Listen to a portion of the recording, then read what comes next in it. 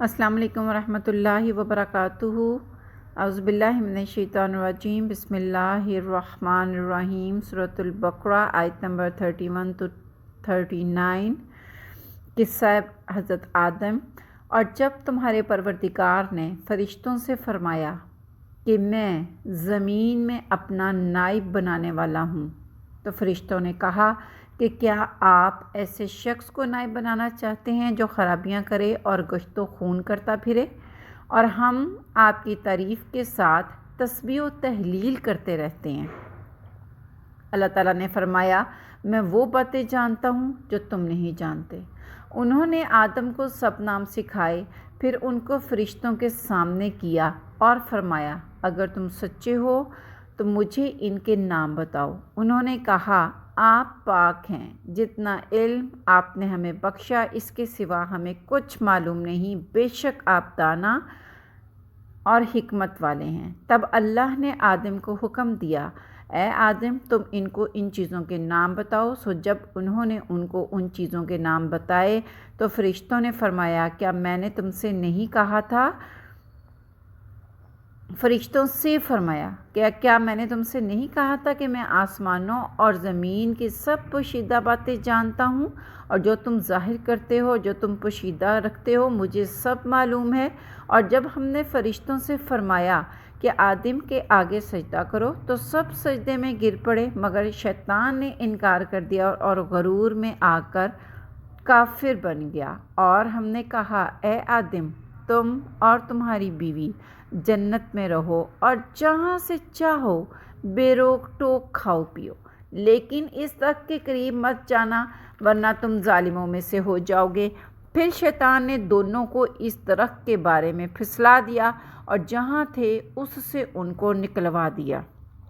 تب ہم نے حکم دیا کہ جنت سے چلے جاؤ، تم ایک دوسرے کے دشمن ہو اور تمہارے لیے زمین میں ایک وقت تک ٹھکانہ اور معاش مقرر کر دیا گیا ہے۔ پھر آدم نے اپنے پروردگار سے کچھ کلمات سیکھے اور توبہ کی تو انہوں نے ان کو قصور معاف کر دیا، بے شک وہ معاف کرنے والے اور بڑے مہربان ہیں۔ ہم نے فرمایا، تم سب یہاں سے اتر جاؤ۔ جب تمہارے پاس میری طرف سے ہدایت پہنچے تو جنہوں نے میری ہدایت کی پیروی کی ان کو نہ کچھ خوف ہوگا اور نہ وہ غمناک ہوں گے، اور جنہوں نے اس کو قبول نہ کیا اور ہماری آیتوں کو جھٹلایا وہ دوزخ میں جانے والے ہیں اور وہ ہمیشہ ہمیشہ اس میں رہیں گے۔ حضرت آدم کے قصے کو نمبر آف ٹائم ڈیفینیٹلی ہم سب لوگ سن چکے ہوئے ہیں اور ہم سب لوگ اس قصے کے متعلق جانتے ہیں، لیکن میری جان یہاں پر اس قصے میں کچھ میسیجز، کچھ پوائنٹس ایسے ہیں جو کچھ اللہ رب العزت ہمیں ایسی نصیحتیں بھی کرتے ہوئے ان آیات میں محسوس ہو رہے ہیں، اور کچھ انڈیکیشنز بھی دیتے اور کچھ وارننگز بھی دیتے ہوئے کہ اگر ان کو ہم ہولڈ اپ کر لیں تو ڈیفینیٹلی ہمارے لیے دنیا اور آخرت کے دونوں کے معاملے جو ان سے ہیں وہ سیف اینڈ ساؤنڈ ہو جاتے ہیں۔ اللہ رب العزت نے اس قصے میں ہمیں جو میسیجز دیے یا جو بھی مجھے اس میں نقطے سمجھ آئے وہ میں آپ کے ساتھ ڈسکس کرنے جا رہی ہوں۔ اس واقعے نے اللہ کا یہ اعلان کرنا کہ میں اپنی زمین میں ایک نائب مقرر کرنے والا ہوں، ہمیں اس چیز کی بالکل ایک کمپلیٹ شہادت دیتا ہے کہ انسان کی تخلیق کا مقصد ہی تسخیر کائنات ہے۔ اللہ تعالیٰ نے انسان کو کائنات ہی کے لیے پیدا کیا تھا۔ سیکنڈلی جو ہمیں اس میں اللہ رب العزت نے فرشتوں کو بتایا تو فرشتوں نے آگے سے جب ریئیکٹ کیا اور یہ چیز کہا کہ ربی آپ پھر ایک ایسا انسان پیدا کرنے لگے ہیں جو کہ فساد کرے گا اور یہاں پر خون برپا کرے گا اور عجیب طرح کا فس کریٹ کرے گا۔ تو یہ کوسچن ان کا اللہ سے پوچھنا ہمیں یہ بتاتا ہے کہ اللہ رب العزت نے عقل و شعور صرف انسانی کو نہیں دیا ہوا بلکہ عقل و شعور فرشتوں کو بھی عطا کیا ہوا ہے۔ لیکن انسانوں اور فرشتوں کے عقل و شعور میں ڈفرینس کیا تھا کہ ہم انسان اپنے عقل و شعور کی بیس پہ اللہ کے معاملات کو آرگیومنٹ کرنے لگتے ہیں، اور جبکہ فرشتوں نے اپنے ان عقل و شعور کی آرگیومنٹ کے اوپر ہر اس چیز کے لیے بینڈن کر دیا جب اللہ نے کہا کہ میں بہت کچھ ایسا جانتا ہوں تو جو تم نہیں جانتے۔ اس چیز سے ہمیں کیا میسج مل رہا ہے کہ اللہ کے ہر کام کی حکمت کو ہم اپنے عقل و شعور پہ جانچنا نہ شروع کر دیں، بلکہ اپنے عقل و شعور کو اللہ کی حکمتوں کے آگے بینڈن کر دیں۔ اگر ہماری زندگی میں کوئی تبدیلی، کوئی مشکل، کوئی میٹر، کچھ بھی ایگزسٹ ہوتا ہے تو یقیناً اللہ اس کی حکمتیں زیادہ بہتر جانتے ہوتے ہیں۔ بھلے ہی ہمیں وہ میٹر فسادی یا مشکل یا کسی مصیبت کی وجہ نظر آ رہا ہوتا ہے، لیکن ہمارے عقل و شعور، ہمارا علم اللہ کی ان حکمتوں کو نہیں پا سکتا۔ تیسری چیز جو اللہ رب العزت نے ہمیں اس میں بتائی کہ علم کے ذریعے میں نے انسان کو بے پناہ بلند مقام عطا کر دیا۔ اللہ رب العزت نے علم عطا کر کے جو بلندی، جو عظمت ہمیں عطا کی، وہ خود اپنے آپ میں ایک خاص مقام رکھتی ہے۔ اللہ رب العزت نے آدم کو یہ سب معاملات، یہ علم سکھا کے ہمیں یہ میسج آؤٹ کر دیا کہ یہ علم تمہاری زندگی میں کس قدر امپورٹنٹ ہے، اس کو حاصل کرنا، اس کو لینا، اس کے لیے تغدوت کرنا، اس کے لیے کوشش کرنا۔ حضرت آدم کو بھی اللہ نے علم سکھایا، اور نبی کریم صلی اللہ علیہ وسلم کی طرف بھی جب پہلی وحی بھیجی تو اللہ نے کہا اقرأ بسم ربک الذی خلق، پڑھیے اپنے رب کے نام سے جس نے آپ کو پیدا کیا ہے۔ پھر اسی طرح سورہ فاطر میں بھی اللہ تعالیٰ فرماتے ہیں کہ اللہ سے صرف وہی لوگ ڈرتے ہیں جو اس کی ذات کا علم رکھتے ہیں۔ تو اس کی ذات کا علم کیسے حاصل ہو سکتا ہے؟ جب ہم اس کو جاننے کے لیے تغدوت کریں گے، کوشش کریں گے، علم کے ذریعے اللہ کی ذات کو غور و فکر کریں گے، جانیں گے، جانچیں گے، اپنے عقل و شعور سے اللہ پر تدبر کریں گے۔ اللہ رب العزت نے نبی کریم صلی اللہ علیہ وسلم کو سورۃ طٰہٰ میں بھی اس چیز کی خاص انسٹرکشن دی، خاص حکم دیا کہ قل ربی زدنی علما، کہہ دیجیے، کہیے آپ صلی اللہ علیہ وسلم کہیے کہ اے اللہ میرے علم میں اضافہ فرما دیں، یہ علم میری جان اتنا امپورٹنٹ ہے، اور آج ہم زندگی میں اس کو کیا اہمیت دے رہے ہیں؟ ہمارے پاس ہر چیز کے لیے ٹائم ہے لیکن علم کے لیے ٹائم نہیں ہے۔ یاد رکھیے دونوں ہی علم ضروری ہیں، اخروی علم بھی اور دنیاوی علم بھی۔ علم کی دو آنکھیں ہیں، ایک آنکھ دنیا کا علم ہے اور ایک آنکھ آخرت کا علم ہے، روحانیت کا علم ہے۔ یہ دونوں ہی علم ہمارے لیے لازم و ملزوم ہیں۔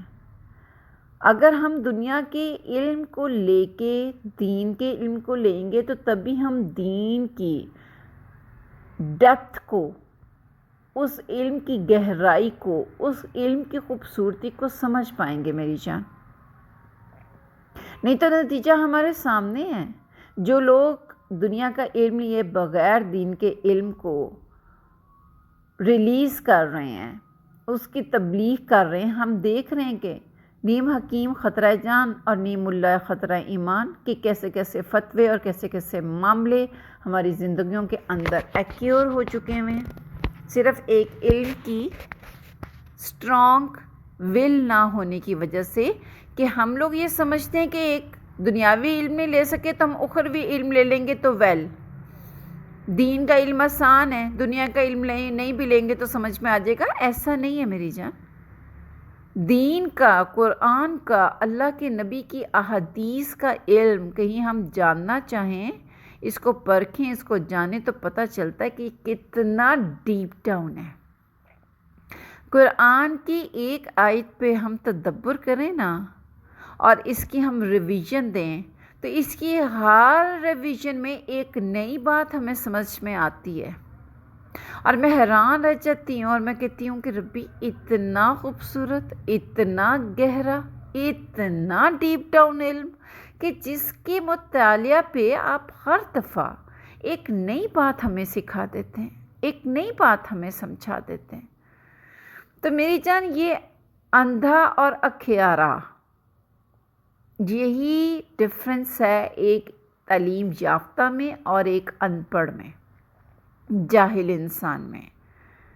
جیسے ایک دن اور رات میں ڈفرینس ہے، جیسے اچھائی اور برائی میں ڈفرینس ہے، یہی ڈفرینسز علم حاصل کرنے والے انسان میں اور ان پڑھ انسان کے اندر ہیں کہ دونوں کبھی بھی اللہ کی بارگاہ میں برابر نہیں ہو سکتے۔ اللہ رب العزت علم کے بڑے قدردان ہیں۔ اللہ رب العزت اس وجہ سے علم کے قدردان ہیں کیونکہ اللہ خود استاد بھی ہیں، اللہ رب العزت خود مصنف بھی ہیں۔ اللہ رب العزت نے اپنی باتیں، اپنے خوبصورت میسیجز ہمیں واحد علم کے ذریعے ہی تو بتائیں ہیں۔ یہ علم ہمارے درمیان نہ ہوتا تو کون ہمیں ہمارے رب کی خوبصورت باتیں بتاتا؟ کون ہم تک ہمارے رب کی من چاہے میسیجز پہنچاتا؟ علم کے بغیر ہمیں کیسے پتہ چلتا کہ اللہ کو کیا پسند ہے اور کیا ناپسند ہے؟ یہ سب بہاریں، زندگی کی سب خوبصورتیاں واحد علم سے ہیں۔ علم کے بغیر ہم اللہ رب العزت کو کبھی بھی ان کی شان، ان کی عظمت کے مطابق کبھی بھی نہیں جان سکتے۔ یہ علم ہی ہمیں بتاتا ہے، قرآن کا علم، کہ کیسی خوبصورت ہستی ہے، کیسی باکمال ہستی ہے، کیسی پرجلال ہستی ہے، کیسی عظیم شان و شوکت والی ہستی ہے۔ یہ واحد قرآن کا علم بتاتا ہے۔ اللہ رب العزت کے نبی کی احادیث بتاتی ہیں، ان کی اللہ سے محبت بتاتی ہے، جو علم کے ذریعے ان کو ملی، جو علم کے ذریعے چمکی، جو علم کے ذریعے پالش ہوئی، وہ محبت ہمیں بتاتی ہے، اللہ کا تعارف دلواتی ہے۔ کتنا میں علم پہ بولوں میری جان، میرا خیال میں بولتی چلی جاؤں گی اور وقت کم پڑتا چلا جائے گا۔ خیر، نیکسٹ پوائنٹ پہ آتے ہیں۔ علم ہی کی وجہ سے اللہ رب العزت نے انسان کو اتنی تکریم دے دی کہ فرشتوں نے سجدہ کیا۔ عبادت کی کمی نہیں تھی، فرشتوں کی فرمانبرداری کی کمی نہیں تھی، فرشتوں میں اللہ کو راضی کرنے کی کمی نہیں تھی۔ اگر تھی تو صرف اتنی تھی کہ فرشتوں کا علم کم تھا اور انسانوں کا زیادہ تھا، تو اللہ تعالیٰ نے اس فضیلت پہ فرشتوں کو حکم دے دیا کہ ان کو سجدہ کرو، حضرت آدم کو سجدہ کرو، اور اسی فضیلت پہ فرشتے فی الفور سجدے کے اندر گر گئے۔ وہ انسان کی اس عظمت کو سجدہ دلوایا گیا اللہ کے حکم سے، جو عظمت، جو بلندی حضرت آدم کو علم کی وجہ سے وہاں پہ ملی تھی، نتھنگ ایلس۔ علم ہوگا تو اللہ کی فرما برداری کے طریقے آئیں گے، زندگی کی شستگی آئے گی، زندگی کا لحاظ اور ادب آئے گا، زندگی کے اندر عاجزی آئے گی۔ علم کے ذریعے انسان جانے گا کہ اس کو کیسے ایک مدبر زندگی جینی ہے، اور اگر علم ہمارے پاس نہیں ہوگا تو میری جان، ہم فرشتے کی طرح سجدے میں گر کے اللہ کے حکم نہیں مانیں گے، بلکہ ہم تکبر کی وجہ سے شیطان کی طرح سجدے سے انکار کریں گے۔ شیطان نے سجدے سے کیوں انکار کیا؟ کیونکہ وہ اپنے آپ کو بڑی میں چیز سمجھتا تھا، وہ اس چیز پہ کمپلیکس میں آ گیا کہ انسان کو میرے سے زیادہ فضیلت اور زیادہ مقام دے دیا گیا، یہ کیسے ہو سکتا ہے، میری تو عبادت زیادہ ہے۔ یہی چیز ہمیں سمجھ میں نہیں آتی میری جان۔ یہ علم ہی ہمیں سکھاتا ہے کہ عبادتوں سے نہیں، عاجزیوں سے، کہ عبادت کر ڈالنے کے بعد بھی اپنے آپ کو کچھ نہ سمجھنا، یہ انسان کی سربلندی ہے، یہ انسان کی پیک لیول کی وہ مقام اور بندگی ہے جس پہ اللہ بھی فخر کرتے ہیں۔ اپنے تکبر کی وجہ سے شیطان نے اللہ کے حکم کا انکار کیا، اور آج اپنے سراؤنڈنگ میں دیکھ سکتے ہیں ہم، انکلوڈنگ اس، ہمیں شامل کر کے، ہم اپنے آپ کو پتہ نہیں کیا چیز سمجھتے ہیں کہ ہم ایک نہیں، دن میں کئی سجدوں کا اللہ کا انکار کرتے ہیں، اللہ کے ایک حکم کا نہیں، کئی حکموں کا انکار کرتے ہیں، اور پھر مور اوور شیطان کی طرح ہم اس میں ڈٹتے ہیں، ہمیں کوئی شرمندگی نہیں ہوتی، ہمیں کوئی بھی اس چیز پہ گلٹ نہیں ہوتا کہ ہم کس طرح سے اپنے اللہ کے حکموں کو توڑ رہے ہیں، کس طرح سے ہم اللہ کے آگے سجدوں کو انکار کر رہے ہیں۔ اللہ 5 دفعہ بلا رہے ہیں، ہم ڈھیٹ بنے بیٹھے ہیں، ہمیں نمازوں کی اہمیت، سجدوں کی اہمیت کی کوئی خیر و خبر نہیں۔ کس وجہ سے؟ علم سے دوری کی وجہ سے۔ کس وجہ سے ہم پہ عاجزی نہیں آتی؟ علم سے دوری کی وجہ سے ہمیں جھکنا نہیں آتا، ہمیں یہ چیز پتہ نہیں چلتی کہ جو رکھ رکھاؤ والے اور ڈیپ ڈاؤن اپنے اندر اتوار رکھنے والے بندے ہوتے ہیں، وہ خاموش، سائلنٹ اور جھکے ہوئے ہوتے ہیں، وہ عاجز ہوتے ہیں، وہ جھک جانے میں ایک لمحہ لگاتے ہیں۔ علم ہی کی بدولت انسان اپنے ہر اچھے اور برے کی تمیز کر پاتا ہے، اور شیطان کے پاس ایک یہ علم ہی نہیں تھا جس کی وجہ سے وہ اپنے میں کی وجہ سے ڈٹ گیا، اپنے آپ کو کچھ سمجھنے لگا، اپنے تکبر کی وجہ سے اس نے اپنی ساری سروسز کے اوپر پانی پھروا لیا۔ اللہ رب العزت نے ہمیں بتایا کہ اگر شیطان نے سرکشی کی تو میں نے بھی اپنی ذات کی شان بے نیازی کے ساتھ اس کی ہر عبادت، ہر عمل کو رد کر دیا۔ یہ اللہ ہمیں اس قصے میں بتا رہے ہیں کہ قیامت تک کے لیے میں نے اس کو لعنت زدہ کر دیا، قیامت تک کے لیے اس کو ملعون کر دیا۔ یہ کس بات میں میری جان؟ واحد ایک سجدہ نہ کرنے پہ، واحد ایک حکم نہ ماننے پہ۔ اس چیز میں آپ کو ذرا سا بھی ریئلائز ہو رہا ہے کہ اللہ کتنے بے نیاز ہیں، کہ وہ جن جس نے چپے چپے پہ سجدہ کیا، جس نے اللہ کی اتنی عبادت کی، اللہ کے ایک حکم نہ ماننے پہ اللہ رب العزت نے اس کو رد کر کے پھینک دیا۔ ایک سجدے کے انکار پہ اللہ نے اس کو اس قدر بھیانک سزا دے دی، اس کے تکبر کی وجہ سے، اس کے سٹبن بیہیویئر کی وجہ سے۔ تو واٹ اباؤٹ اس؟ ہم کتنے رسک پہ ہیں اس وقت؟ ہم کس طریقے سے اللہ رب العزت کا انکار کر رہے ہیں، اللہ رب العزت کے معاملات کو ریفیوز کر رہے ہیں؟ کیا ہمیں اس چیز سے خوف نہیں آتا؟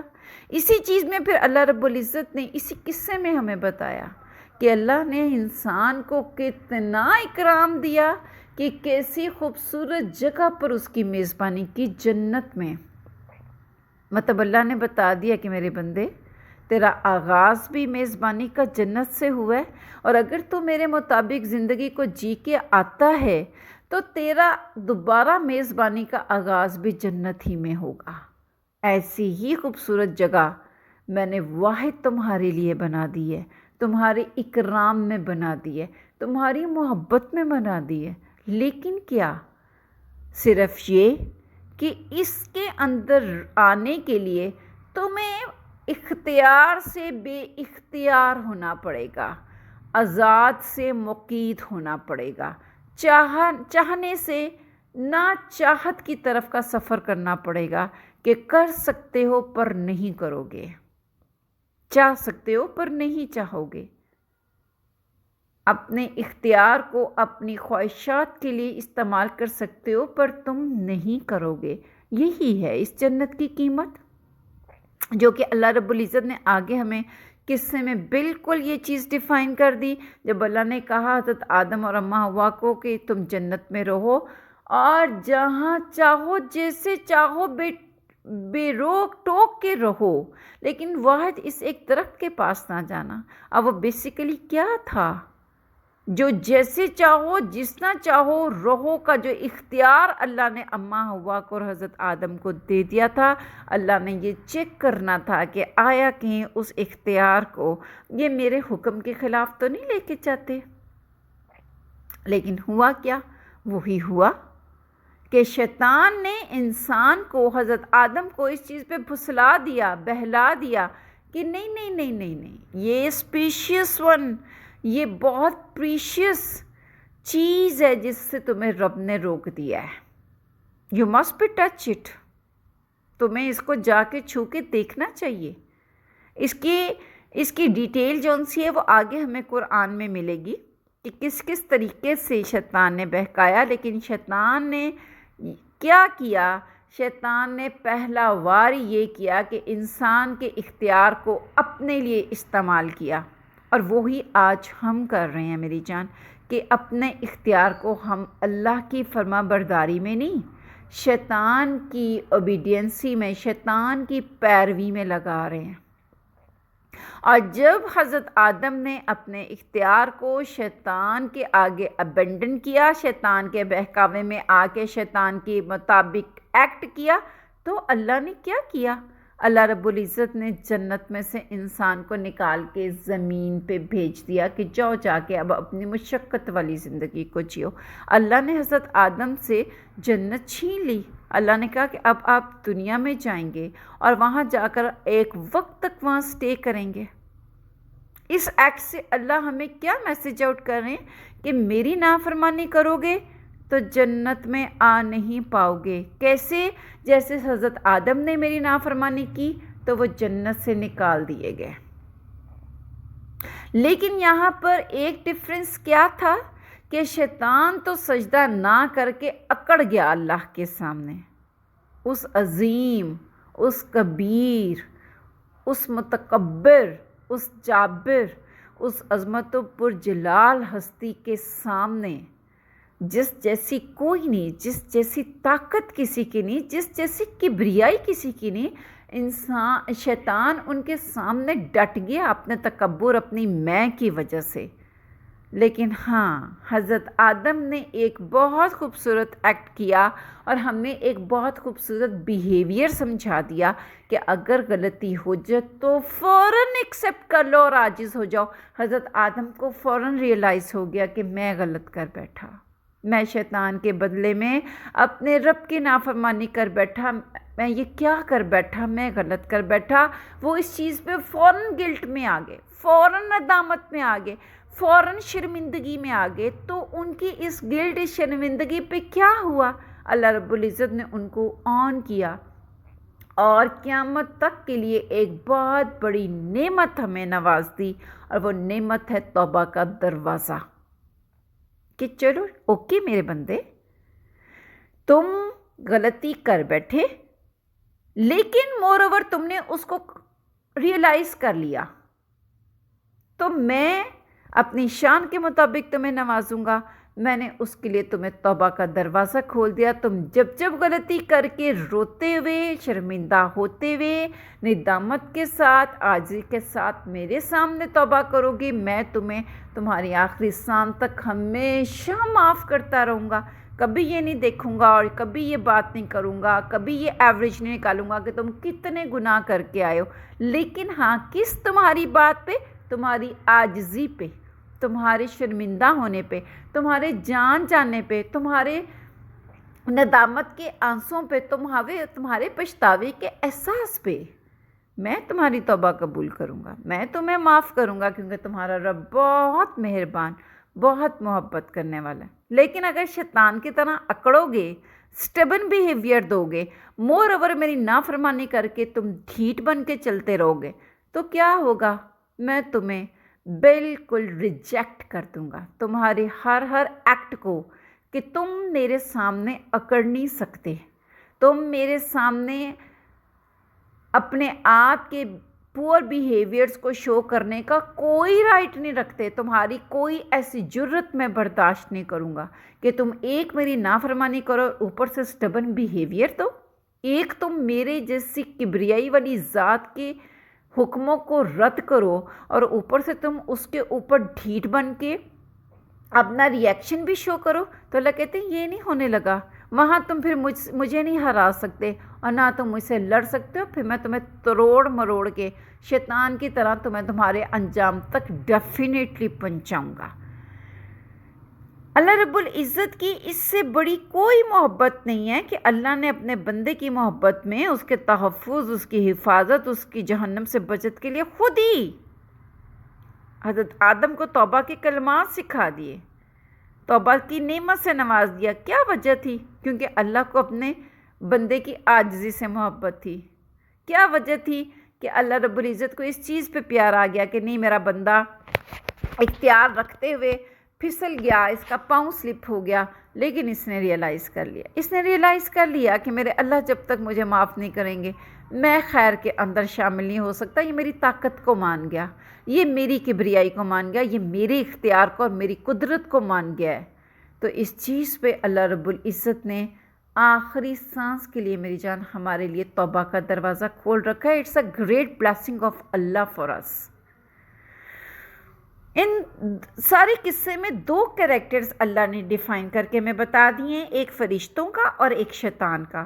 کہ فرشتے کیسے عقل و شعور رکھتے ہوئے بھی امیجیٹلی میرے آگے انہوں نے لیٹ ڈاؤن کر دیا کہ جی ربی، جیسے آپ جانتے ہیں جو علم آپ کا ہے ہم نہیں جانتے، جو علم آپ کا ہے ہمیں اس کا شعور نہیں، ہم تو بس اتنا سا لٹل بٹ جانتے ہیں جتنا آپ نے سکھایا، کہ عاجز ہو گئے. فرشتوں نے کیا کیا کہ اللہ نے حکم دیا تو آرگیومنٹ نہیں کی یا پوچھا نہیں کہ کیوں ہم اس انسان کو سجدہ کریں، امیجیٹلی ابینڈن کر دیا. یہی میسج اللہ فرشتوں کے اس کریکٹر سے ہمیں دے رہے ہیں کہ you must be abandon without any argument. تمہیں کوئی آرگیومنٹ کیے بغیر میرے حکموں کو ماننا ہے، تمہیں کوئی آرگیومنٹ کیے بغیر جتنا مرضی تمہیں عقل و شعور ہے، لیکن تم میری حکمتوں کو نہیں مان سکتے. اس لیے اپنے عقل و شعور کو میرے فیصلوں کے اوپر تم مسلط نہیں کرو گے. تمہیں یہی اس چیز میں ہی میرے سامنے قناعت گزار رہنا ہے کہ ہاں ربی جو آپ میرے لیے کر رہے ہیں وہ بہترین ہے، تمہیں میرے فرما بردار ہو کے جینا ہے.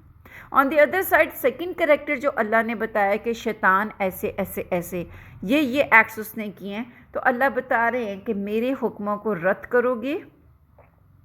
تم تو میرے دن میں کتنے حکموں کو رد کرتے ہو؟ شیطان نے ایک حکم کو رد کیا ہے. تم تو کتنے سجدوں کو رد کر رہے ہو؟ شیطان نے ایک سجدے کو رد کیا ہے. تو تم اس چیز سے سمجھ سکتے ہو کہ تمہاری رب جب شان بے نیازی پہ آئیں تو کیسے چٹکیاں بجا کے لمحوں میں تمہیں فارغ کر دیں گے. So it's up to you. جو تم نہیں جانتے میں وہ جانتا ہوں جو تم نہیں جانتے. یہ وہی بات تھی کہ اللہ کہتے تھے یہ وہ اختیار ہے کہ میں ایک ایسی مخلوق پیدا کرنے لگا ہوں اے فرشتوں جو با اختیار ہوتی ہوئی بے اختیار ہوگی، جو آزاد ہوتی ہوئی میری تسبیح و تحلیل کرے گی، جس میں فساد کرنے والے بھی اگر ہوں گے تو میرے ساتھ محبت کرنے والے میرے بندے بھی ہوں گے، جس میں اگر فرعون ہوگا تو موسیٰ بھی ہوں گے، جس میں اگر ابراہیم ہوں گے تو سامنے نمرود بھی ڈٹا ہوا ہوگا، ان سے بھی میرے لیے لڑیں گے، جس میں اگر ابو جہل جیسا گستاخ ہوگا تو حضرت ابو بکر جیسے فدا ہونے والے بھی ہوں گے. یہی امتحان میں نے اس مخلوق کا مقدر کر دیا ہے کہ اختیار رکھتے ہوئے کون بے اختیار ہوتا ہے اور کون اس بے اختیاری کے اندر جا کے مجھ سے شدید محبت کرتا ہے اور کون اس اختیار کو میرے سامنے ڈٹنے کے لیے استعمال کرتا ہے. یہی اس مخلوق کا امتحان ہے اور یہی میری جانا ہمارا امتحان ہے. ان دی اینڈ اللہ رب العزت نے بالکل کرسٹل کلیئر یہ چیز واضح کر دی واضح لفظوں میں کہ زمین پر تم جا رہے ہو، ہدایت میری آسمان سے تمہاری طرف آ رہی ہے، تمہاری بھلائی اور بہتری کا ہر راستہ میں نیچے متعین کرنے والا ہوں. میری ہدایت کو پکڑ لو گے، اس کی پیروی کر لو گے تو تم فلاح پا جاؤ گے، تم کامیاب ہو جاؤ گے. اور اگر اس کو نہ پکڑا نہ پایا تو سیدھی سی بات ہے پھر تم خوف اور غم سے آزاد نہیں ہوگے، بلکہ جنہوں نے اس کا انکار کیا، جنہوں نے میری آیات کو جھٹلایا، وہ ہمیشہ ہمیشہ دوزخ میں رہیں گے. تو میری جان ہم اللہ کے کتنے حکموں سے انکار کر رہے ہیں اور اللہ کی کتنی آیات کو جھٹلا رہے ہیں. ان پہ عمل نہ کر کے، ان کو فالو نہ کر کے، ان کو اپنی زندگی میں شامل نہ کر کے، ان سے ہدایت نہ پکڑ کے، تو اللہ نے ہمیں کرسٹل کلیئر میسج دے دیا ہے کہ اگر تم لوگ میری ہدایت، حضرت آدم مسلم تھے اور ان کو اللہ نے کہہ دیا ہے ہدایت پکڑ لو گے آدم تو نہ تم پہ غم ہوگا نہ خوف ہوگا، اور اگر میری بھیجی ہوئی ہدایت سے تم انکار کرو گے، اس کو جھٹلاؤ گے، جیسے کہ آج ہم اپنے سٹیبن بیہیویئر سے اپنے رب کی بے شمار معاملات کو جھٹلا رہے ہیں، نعوذ باللہ اس قرآن کی آیات کو جھٹلا رہے ہیں اپنے بیہیویئرس کے ساتھ، اپنے پریکٹیکلز کے ساتھ، تو اللہ نے حضرت آدم کو بتا دیا کہ اگر یوں کرو گے تو کرسٹل کلیئر تمہیں بتا رہا ہوں کہ تمہارا مقام ہمیشگی کی دوزخ ہے،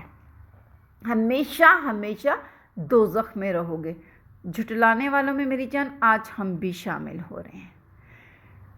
اس قصے میں اللہ رب العزت نے جو میسیجز ہمیں دے دیے ہیں ان کے مطابق ہمیں خود سے اپنا محاسبہ کرنا ہے کہ ہمیں کن طریقوں پر چلنا ہے، ہم کن طریقوں پر سیف ہیں، کیا پکڑیں گے تو ہم کامیاب ہیں اور کیا چھوڑیں گے تو ہم ناکام ہیں۔ اٹس اپ ٹو اس۔ تو اللہ رب العزت ہمارے اوپر اپنی رحمت کے معاملے کریں۔ سبحانک اللہم و بحمدک، نشہد ان لا الہ الا انت، نستغفرک و نتوب الیک۔ السلام علیکم ورحمۃ اللہ وبرکاتہ۔